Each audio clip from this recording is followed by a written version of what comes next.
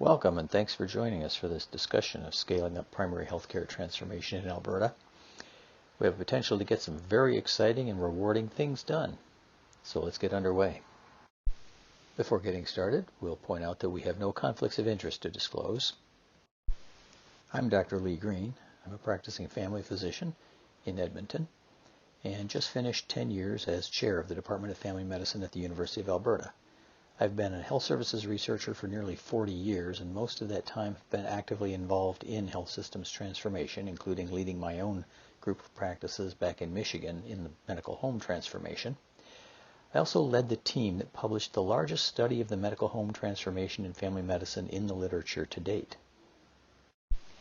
So what is the big idea?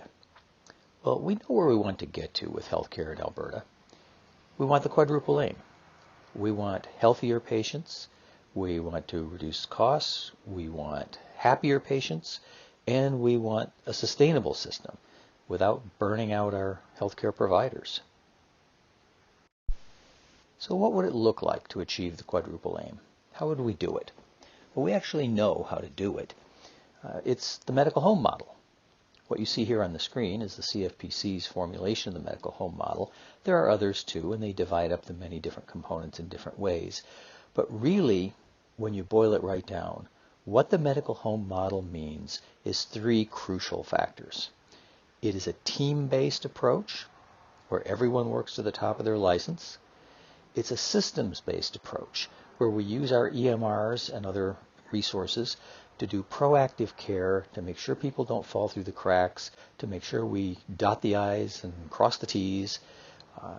And it's a patient-centered model where the system is organized around the needs of patients rather than for the convenience of the healthcare team. So we know where we want to go. How do we get there?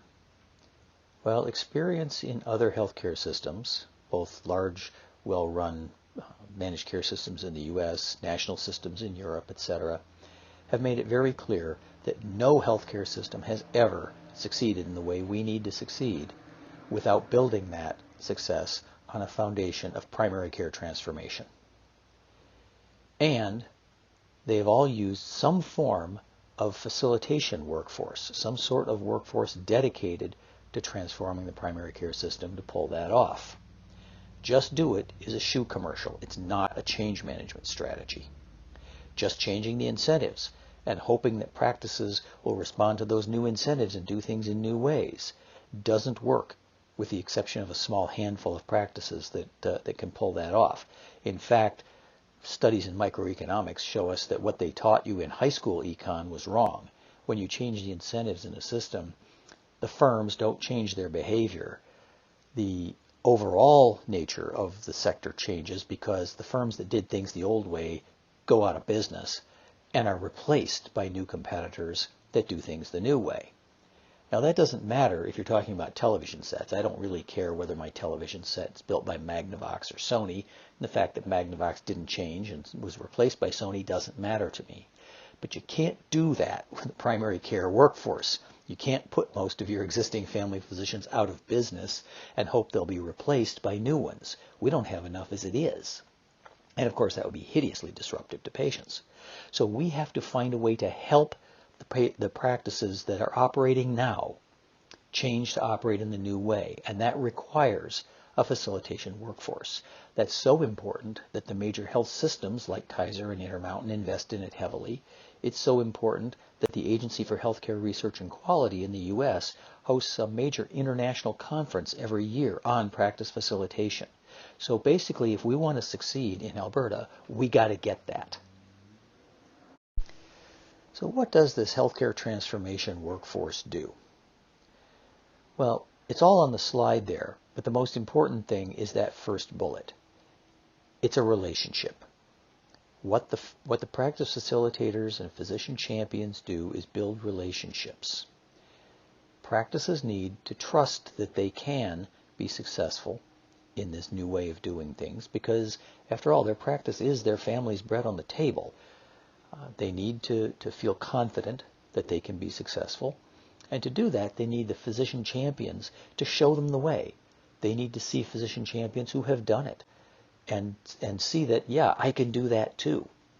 And they need the facilitators who will help listen, help them plan, help them make corrections, guide them through the manageable, small, bite-sized pieces that they need to be able to do to be successful in this kind of transformation. They need to be the same people. They need continuity. These are relationships, and that's what makes it all go. So can this transformation actually happen in the Alberta context as it has elsewhere? Well, we know it can because it has. We have examples all around the province of practices that have successfully transformed to the medical home model and are practicing that way today. Our great challenge is figuring out how to scale up and spread what they've done to the majority of practices in Alberta.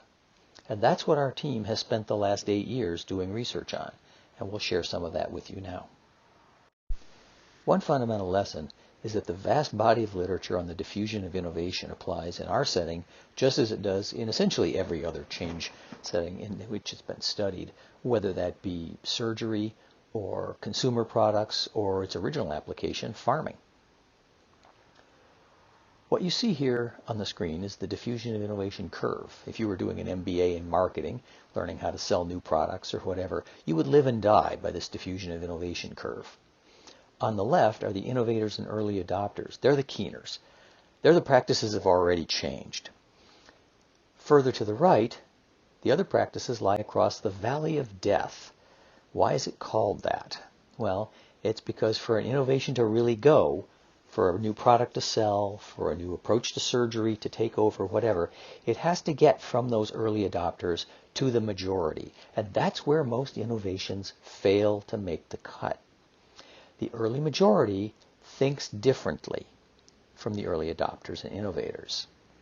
And the early majority is crucial because when you get the early majority on side, that's when you reach the tipping point. Once the early majority is in, the late majority says, well, all right, that's what we're doing now, so they all get on board. They still need help doing it, but they'll come along. The laggards, well, they never actually come along, so don't burn up resources trying with them. But the key is to focus on that early majority because they are the essential group to win over if you're going to successfully scale up your innovation. So we set out to study the early majority practices. And what we found was that, in fact, the early majority physicians in Alberta do think differently about the medical home change, about how to accomplish it, about what motivates it, than the innovators and early adopters do. And if we're going to get across the valley of death, if we're going to win over the early majority, we have to approach them where they are. We have to design our change management intervention in a way that makes sense for and provides support to those early majority physicians. A critical difference with the early majority that's very different from the keeners of the innovation and early adoption group is that early majority docs won't swim upstream. Innovators and early adopters are self-propelled. They love new things. The early majority, no. They'll change. They're open to change if they see good reason to do it, but they need coaching and support in order to do it. The early majority takes a more cautious approach to change. They need to see what's called self-efficacy. They need to see that they can do it. They need to know that they can accomplish it.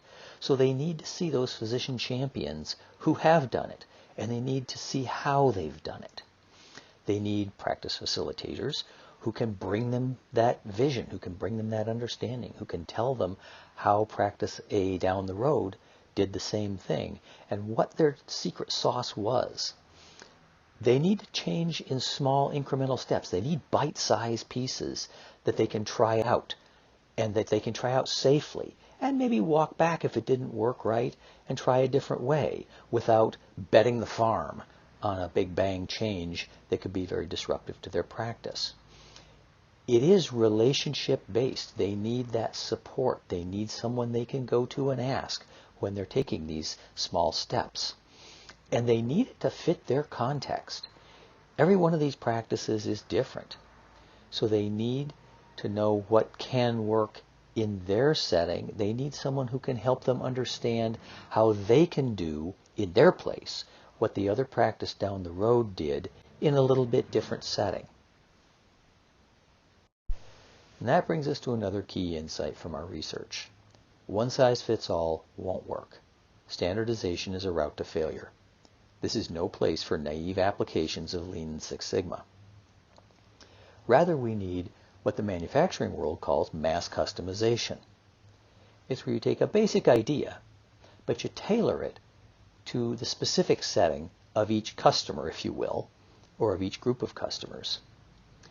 It means much more hands-on, much more relationship-based work, and it means a skilled, well-trained workforce that can understand those contexts and tailor the product or service to the specific context they're trying to reach.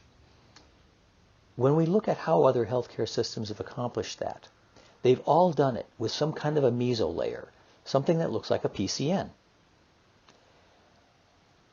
Our suggestion from our research then is that what we really need in Alberta in order to reach that early majority, to get across the valley of death and make transformation go, is a large, well-trained workforce of practice facilitators and physician champions in each PCN. In our studies of this transformation challenge in Alberta, we dug deep into the mental models, the understanding of practice of the early majority physicians and their teams in Alberta. What we found gives us an understanding of what the practice facilitators and physician champions will need to bring to the table. First and foremost, it's that ability to build and cultivate relationships and to sustain those relationships over time.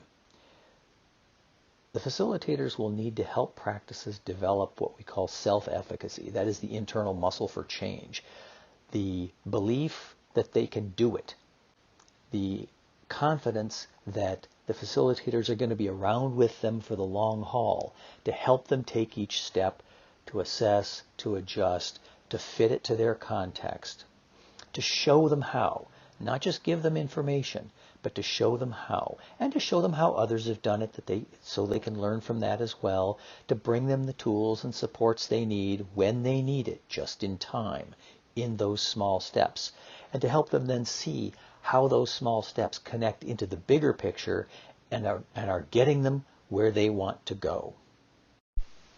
So, what does it take to do that? And what do we get when we do it? Well, we studied that too. Because PCNs are the vehicle for practice transformation in Alberta, we got together with some PCNs and we designed and tested a training curriculum for practice facilitators to be able to go out and help practices in this way. We know how to do it, and we also know that it requires mass customization at the PCN level, just as it does at the practice level, because PCNs are all a little bit different as well. It does require an investment up front, but the investment pays off in a huge way. We know from studies elsewhere that just on a financial basis, the investment pays off more than 3-to-1 return, as much as 8-to-1 in cost savings.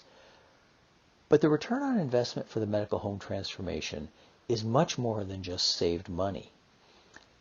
It's good for the whole healthcare system. It means better patient outcomes. It means better patient experience of care. It also means more sustainable practices, less physician and team burnout. Importantly, it also has major downstream benefits. It doesn't just help patients and practices in primary care. It means less burden on hospitals, fewer admissions for out-of-control chronic disease. It means less burden on emerge. So it really pays off for the entire healthcare system. And it pays off no matter how much of it you do. You get partial credit. You don't need to accomplish the whole medical home transformation to see these kinds of benefits. Each one of those small steps that we've talked about in previous slides brings a measurable benefit, and fairly quickly too. The time horizons that we've seen is less than 18 months typically. So the bottom line is, if you always do what you've always done, you'll always get what you've always got. And it's become clear that what we've always got in Alberta isn't good enough anymore. We need major change in the system, and we all know that. We also know that no health system has ever accomplished the kind of major change that Alberta needs without a major investment in transforming primary care. We know it can be done in Alberta, but to spread and scale it beyond the small number of practices that have accomplished it so far, we need support. We need a transformation change workforce of practice facilitators and physician champions who can guide and support practices over time through that change and transformation process. PCNs are the vehicle for that, so PCNs will need the resources to invest in that kind of transformation workforce and in sustaining it over time.